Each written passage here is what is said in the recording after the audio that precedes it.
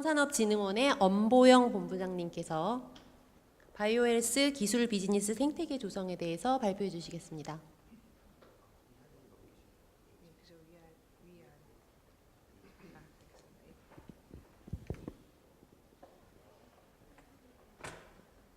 예, 반갑습니다. 한국보건산업진흥원의 그 산업진흥본부를 맡고 있는 엄보영이라고 합니다. 근데 오늘 지금 제가 안내 좀 해드리고 싶은 사항은 거창하게는 이제 바이오헬스 기술 비즈니스 생태계 조성을 하겠다라고 제목은 잡긴 했는데 그 큰 그림 안에 지금 가깝게 지금 홍릉 바이오 클러스터가 지금 이제 생기는데 저희 조직이 그게 운영 기간으로 선정이 됐습니다. 6월달에. 그래서 그 내용도 좀 안내 좀 해드릴 겸 그리고 앞으로 나가고자 하는 내용이 어떤 내용인 건지 그래서 여기 계신 분들이 좀 많이 참여를 하셔서 같이 협력하는 구도를 제가 안내를 해드리고자 합니다. 그래서 오늘 지금 보면 뭐 KU 매직 그래갖고 연구마을 입촌식이라고 해서 굉장히 그 정감 있는 타이틀이어서 굉장히 궁금했는데 제가 또 발표를 하면서 또 여기 와보게 돼서 감사드리고요. 여기 이제 입촌식에 입주하신 이제 기업들이 아무래도 저희랑 가깝게 있는 홍릉 클러스터랑 같이 연관이 돼서 서로 뭔가 정보나 이런 부분을 얻어가실 수 있을 것 같습니다. 그래서 제가 시간이 10분인 관계로 짧게 그 추진 배경이나 지원할 내용들을 좀 소개시켜드리겠습니다. 일단 바이오헬스가 지금 모든 지금 부처가 국내에선 지금 굉장히 따끈한 핫 이슈로 지금 떠오르고 있습니다. 근데 이제 그 이유가 아직까지는 R&D는 굉장히 많이 이제 부었음에도 불구하고 사업화, 그 경제적인 효과로 돌아가기 위해서는 아직까지 성과는 굉장히 부족한 상황인 거고 그게 지금 선진국하고 경쟁을 해야 되는 이 시기에 굉장히 저조하다라는 스스로의 반성을 하면서 좀 출발을 해봤습니다. 그리고 지금 전통 제약이나 바이오 의료기기 분야가 창업이 굉장히 감소하고 있는데 솔직히 이거는 데이터가 13년도 저희가 있었던 그 데이터고요. 현장에서 느끼는 니즈는 창업이 굉장히 많이 일어나고 있습니다. 뭐 정부가 아무래도 그런 부분에 지원책도 많이 마련을 하고 있는 상황이어서 그런 것 같고요. 저희가 이제 K 헬스케어 멤버십이라고 해서 창업 지원 사업을 지금 한 2년째 해보는데 지금 첫 해 작년 같은 경우는 한 70개 기업이 이제 신청이 됐는데 올해 같은 경우는 180개 기업 정도가 신청이 들어오셔서 저는 굉장히 그런 뜨거운 열기를 좀 느끼고 있고요. 기술 수준도 굉장히 높습니다. 그래서 그런 부분에 대한 걸 보면 창업이 지금 감소는 하고 있으나 다시 많이 태어나고 있는 시기라고 볼 수 있고 이 태어나고 있는 창업 기업들을 저희가 데스밸리에서 사장시키지 않고 거기에서 이제 일어나지 못하는 상황이 아니라 다시 이제 제대로 갈 수 있게끔 저희가 해야 되는 역할을 지금 느끼고 있습니다. 근데 바이오헬스 분야에 좀 특화된 특징을 좀 말씀을 드린다고 하면 아무래도 임상 인허가 부분이 있다 보니까 병원하고 연계되어 있는 이 부분을 저희가 간과할 수가 없습니다. 그러다 보니까 타 산업하고는 당연히 다른 어떤 플랫폼이 구축이 되어야 되는 현실이 필요합니다. 그래서 저희가 해외를 좀 벤치마킹을 해봤습니다. 해외를 벤치마킹을 해봤더니 요 밑에 있는 그 코텍스, 그리고 캔달스케어, 텍사스 메디컬 센터, 큐비스리나 뭐 마라스 이노베이션 이 상황이 지금 이제 송혜룡 교수님 자리에 계신지 모르는데 3년 동안 연구 중심 병원 해외 벤치마킹하고 다니시면서 이 상황을 좀 다 보셨는데 여기가 지금 보면은 저희 바이오헬스 보건의료 관련된 특화되어 있는 클러스터들입니다. 이 클러스터들을 좀 특징을 좀 살펴보니까 대도시 내에 지금 물리적으로 교통이나 이런 부분 인적 자원들이 되게 풍부하고 기술들이 풍부한 병원과 대학교가 집결되어 있는 클러스터에서 성장을 하고 있습니다. 그 지역에서 창업이 굉장히 붐을 일으키고 있는 상황을 저희가 발견을 하고 이 부분의 상황이 어떻게 또 성공이 됐는지에 대한 그 부분이 이런 식의 인재나 기술들이 교통이 편하다고 해서 모여들었나 그런 부분은 또 아닌 것 같아서 저희가 좀 살펴보니까 그 내에는 지금 보니까 이런 사업화 컨트롤 타워 지금 대한민국은 부처 간 기관 간 너무나 중복되고 뭔가 컨트롤 타워에서 역할을 해주는 그 기능이 없다 보니까 중복된 예산도 있고 장기화된 플랜도 좀 수립하는 거가 솔직히 어려운 부분이 좀 있습니다. 근데 이런 나라들 선진국이나 이런 나라들은 이런 컨트롤 타워를 가지고 그런 자원이나 이런 부분을 효율적으로 투자를 하고 지속적으로 성공을 이끌어내는 걸 볼 수가 있었습니다. 그래서 그런 벤치마킹을 해서 저희가 지금 생각하고 있는 그림은 국내에 이제 클러스터들이 굉장히 많이 있습니다. 뭐 지역마다도 좀 지역의 특성을 살려서 지역의 활성화 전략이나 여러 가지 상황을 생각하고 또 특성화되어 있는 뭐 의료기기가 특화되어 있다던가 아니면 어떤 바이오 산업이 특화되어 있다는 상황으로 클러스터가 형성이 되고 있는데 이 상황에서 저희가 왜 해외랑 비교를 했을 때 안 됐는가라고 본다고 생각을 한다면 일단 그 직결되어 있는 병원이나 대학, 그 혁신지구 아까 해외에서 본 상황처럼 그렇게 많은 인적 자원과 그런 부분들이 연결이 되어 있지 않은 게 또 사실이고요. 거기에 또 하나 또 부족한 부분은 사업화 컨트롤 타워, 이 기관들이 굉장히 그런 부분에 사업화로 드라이브 되기 위한 여러 가지 그런 컨트롤 타워의 기능이 굉장히 부족했다라고 저희가 보고 있습니다. 그래서 작게나마 저희가 2001년도에 출발한 그 HTTC라고 해서 헬스 테크놀로지 트랜스퍼 센터라고 해서 저희 진흥원 내 기술 이전, 기술 평가를 하고 사업화를 추진하라고 하는 조직이 있었습니다. 그 조직이 지금 한 10여 년간 업무를 추진을 하고 있었지만 그런 부분들이 예산이나 이런 부분이 굉장히 적은 상황에서도 나름 진흥원의 여러 가지 이제 전문성을 가지고 이제 일을 해온다고 생각을 했는데 13년도에 저희가 그 처음으로 보건의료 TLO 협의체라는 걸 저희가 만들었습니다. 그래서 어떤 조직들이 들어가 있냐면 일단 연구 중심 병원들이 좀 들어가 있고요. 그게 다른 의료기관들이 또 들어가 있고 보건의료 R&D를 하고 있는 사업단들이 지금 다 들어와 있습니다. 그리고 그 외에도 암센터와 질병관리본부 같은 이제 국가기관에서도 이제 이쪽 영역을 R&D를 하고 있다고 하는 쪽에 그 사업화를 추진하기 위한 협의체들이 같이 들어와 있습니다. 그래서 28개로 출발했던 조직이 지금 3년 만에 지금 한 53개 기관이 가입을 하고 있고요. 그분들이 서로 정보 교류하고 마케팅이나 이런 부분들을 저희가 지원해 주면서 그런 부분들을 윈윈해서 3년 만에 지금 기술 이전이 한 260억 원, 그다음에 이제 그러니까 261건, 그다음에 한 800억 정도 되는 기술 이전 금액을 달성하는 성과를 냈습니다. 물론 이제 저희들의 성과라기보단 TLO의 성과들이 다 같이 이제 모인 상황인 건데 이런 식의 상황을 저희가 하다 보니까 예산이 굉장히 부족한 상황, 지금 상황이 뭐 13년도 13억 갖고 계속 이 상황을 지금 끌어올고 있었었는데 지금 아까 제가 첫 슬라이드에서 뭐 기술 생태계 비즈니스를 구축을 하겠다고 말씀드린 것처럼 올해는 지금 그 부분에 대한 내용을 비전을 가지고 예산을 좀 굉장히 많이 신청을 한 상황입니다.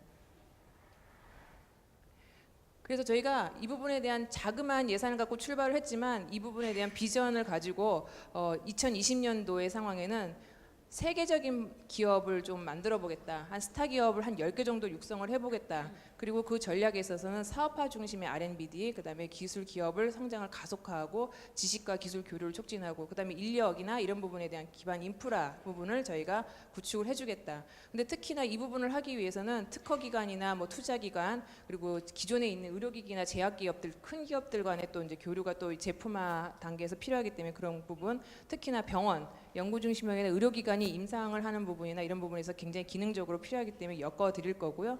그 상황에서도 지금 저희가 대한민국이 갖고 있는 인프라, 창조경제혁신센터가 되게 많이 있고요. 오송대고 천복의료복합단지 가보셨는지 모르지만 굉장히 좋은 시설들을 많이 갖고 있습니다. 기능들도 있고요. 그래서 이 부분들 그리고 국내의 바이오 클러스터들을 다 엮어서 그 기능별로 갖고 있는 그 대한민국의 자원들이 다 엮어지도록 저희가 그 부분을 할 생각입니다. 그래서 이런 부분의 전략을 가지고 저희가 중심에서 그런 기술 사업화 성공 전략을 펼쳐 나가려고 하는 그림을 갖고 있습니다. 근데 이제 그 와중에 홍농이란 부분이 이제 서울시가 몇 년간 수년간 그 지역 일대의 분석을 통해 가지고 어떤 클러스터를 만들려고 하다가 보니까 그 지역 기반이 갖고 있는 게 바이오 의료 클러스터가 굉장히 적합한 지역으로 선정이 되신 것 같고요. 저희가 그런 기능을 하려고 하는 아까 말씀드린 그 컨트롤 타워여서 기능을 하는 상황에 윈윈할 수 있을 것 같아서 저희가 이번에 이제 과제 공모를 한 부분에 이제 어플라이를 했고요. 그거에 또 이제 선정이 됐습니다. 그래서 저희가 갖고 있는 기본적인 플레인과 홍릉이 갖고자 하는 그런 상황의 사업을 같이 좀 윈윈하려고 합니다. 그래서 오늘 말씀드릴 거는 그거에 홍릉 관련된 부분의 사업을 어떤 내용을 할 건지에 대한 부분을 간략하게 말씀드리겠습니다. 그래서 지금 상황은 16년도 상황이다 보니까 17년도부터 시작하는 상황의 사업을 준비하는 시기이기도 해서 오늘 이 자리에서 뭐 의견을 좀 주신다고 하면 저희가 또 이제 기획을 하는데 좀 반영을 할 것 같고요. 오전에도 안 그래도 홍릉 관련된 이제 그 기획자문회의를 한번 1차 하고 왔습니다. 그래서 그런 내용을 좀 저희가 받들어서 내용의 시장의 니즈에 맞는 그 상황의 기획을 해갈 생각입니다. 그래서 일단 사업 기획으로 보면은 지금 16년도에 시작은 하긴 하지만 저희가 이제 19년도까지 사업이 7월에 이제 3년차 사업으로 지금 되어 있습니다. 그래서 매년마다 한 28억 정도 예산이 지금 사업 예산으로 책정이 되어 있고요. 뭐 물론 그 농촌경제연구원이라고 하는 그쪽 홍릉에 있는 그 세 개의 그 연구동을 지금 리모델링 구축 중에 있습니다. 그래서 세 개 동에 뭐 저희를 비롯해서 창업기업, 아까 말씀 투자, 그리고 변호사, 뭐 변리사, 그리고 각종 사업화 전문기관들 여러 기관들이 같이 와서 창업을 하시는 분들은 항상 여기를 두드리면 모든 많은 정보를 얻어가실 수 있는 상황을 지금 준비를 해보려고 합니다. 그래서 16년도 지금 올해는 일단 기반을 구축을 하기 위해서 제가 여기저기 이 상황을 준비하고 있다고 알리고 다니는 시기이고요. 그다음에 17년도부터는 그 클러스터를 조성을 해서 18년도부터는 좀 활성화가 될 수 있도록 하는, 그래서 되게 짧은 시간이긴 하지만 그 성과도 좀 내는 걸 준비를 하고 또 그 여러 가지 또 창업 기업도 발굴을 해서 동시에 그 부분에 대한 발전적인 방안을 모색을 할 예정입니다. 그래서 지금 프로그램 내용을 좀 보면은 그 바이오 의료 R&D 기술 혁신 지원이라고 해서 일단 자문가의 그러니까 전문가 자문 집단의 어쨌든 풀이 굉장히 필요하기 때문에 이 R&D 앵커를 활성화한 운영위원회도 구성을 할 거고요. 여기에 자문가 풀이 필요한데 거기에는 이제 기술 전문가, 그다음에 특허 전문가, 그리고 시장 전문가, 그리고 기술 중개 마케팅을 할 수 있는 전문가로 저희가 구성을 해서 창업을 하시는 기업들이 찾아오셔서 언제든지 그 정보를 접할 수 있는 그런 자문가의 풀을 구성을 할 예정입니다. 그래서 저희가 아까도 말씀드린 것처럼 HTTC라는 센터를 운영을 하면서 단연간 사업을 해서 그 굉장한 전문가 집단을 많이 풀을 갖고 있긴 하지만 그거를 조금 이제 많이 오픈을 해서 홍릉이라는 지역을 기반으로 해서 찾아오시면 언제든지 그거를 공유할 예정입니다. 그리고 R&D 예산이 조금 책정이 되어 있습니다. 그래서 중개 연구 병원과 협업할 수 있는 어떤 중개 연구 중심의 이제 연구 지원을 해드릴 예정이고요. 그 다음에 창업하는 기업들에 대해서는 일단 멘토링, 그다음에 금융 연계, 그다음에 교육 프로그램을 통한 역량 강화, 그리고 이제 마케팅 지원. 그리고 아무래도 그 기술 베이스의 창업을 하시다 보니까 가장 어려워도 하시는 부분이 경영 부분을 또 어려워하시더라고요. 물론 전문 경영인을 두실 수도 있지만 그렇지 않은 어떤 기업들에 대해서는 이제는 경영을 해결할 수 있는 어떤 컨설팅이 굉장히 필요하기 때문에 요일별로 뭔가 이렇게 그런 재무 회계 관련된 부분들을 둔다던가 해서 애로사항이나 이런 부분들을 해결해 드릴 생각입니다. 저희 또 진흥원이 갖고 있는 부분 중에 그 국내 바이오에 특화되어 있는 투자하는 투자자 그룹들이 저희가 굉장히 그 국내외, 국내뿐만 아니라 해외에도 관련된 그 풀이 많습니다. 근데 어떻게 보면 투자자들이 굉장히 투자하는 목적에 따라서 많이 이렇게 그 구분이 되어 있는데요. 그래서 분과별로 조금 나눠서 해당되는 기업체의 수준이나 단계에 맞춰서 저희가 조금 이렇게 매칭을 해서 만날 수 있게끔 해드리려고 하고 있고요. 진흥원이 그 6개의 해외 지소나 뭐 여러 가지 그 전문 컨벤션이나 해외 마케팅하는 활동들이 좀 있습니다. 진흥원이 갖고 있는 고유의 기능이. 그래서 그런 부분들이 많이 좀 연계를 시켜드려서 홍릉 클러스터뿐만 아니라 국내에 있는 창업 기업들이나 이런 분들이 많이 홍보될 수 있도록 저희가 이제 도와드리려고 하고 있고요. 아무래도 지금 병원하고 연계되어 있는 이 부분에 대한 특화되어 있는 프로그램을 만들어야 되기 때문에 홍릉에 기존에 되어 있는 홍릉 벤처밸리라는 혁신 네트워크가 있더라고요. 그래서 그 부분을 기존에 또 인프라가 있으니까 엮어야 드려야 될 것 같고요. 저희가 갖고 있는 이제 글로벌 제약사와의 네트워크, 그리고 벤처캐피탈 연구기관들과 또 연계를 시키고 연구중심병원이 갖고 있는 우수한 인프라 부분들을 엮어드리려고 하고 있습니다. 그리고 국제협력이나 국제기술 교류나 국제투자협력은 이게 또 저희 진흥원이 기존에 하던 프로젝트입니다. 이런 프로젝트를 대규모로 다들 연결을 시켜드릴 예정입니다. 그래서 11월 달에는 또 이제 캐나다 쪽에서 마르스라는 곳에서 지금 저희 쪽을 찾아와서 또 국제기술 교류를 또 협력하려고 뭐 줄기세포 쪽이나 암 관련된 쪽으로 지금 연구자들이랑 협력을 하시려고 펀드를 또 조성을 해서 오시는 상황이 있습니다. 그래서 이런 부분들을 또 엮어드리려고 하고 있고요. 그리고 산학연 커뮤니티가 활성되기 때문에 뭐 네트워크나 뭐 여러 가지 재미있는 뭐 의기투합이라고 하는 뭐 혁신신약 살롱 같은 대전 판교에 있는 상황과도 엮어서 지역 기반의 여러 가지 이제 이런 바이오 헬스를 중심으로 하는 소규모 포럼들이 있는 걸로 알고 있는데 그런 포럼들과도 엮어서 좀 약간 지역의 한계를 벗어나서 대한민국 전체가 교류할 수 있는 상황을 만들어 보고자 합니다. 물론 뭐 성과 교류에는 오늘도 마찬가지긴 하지만 그런 부분을 널리 홍보 확산하기 위한 상황으로 저희가 만들어야 될 것 같고요. 글로벌 기업을 유치를 하려고도 하고 있습니다. 그래서 지난주에는 일단 존슨앤존슨에서 지금 제1회 저희가 유치를 하려고 지금 하는 상황을 벌리고 있는데요.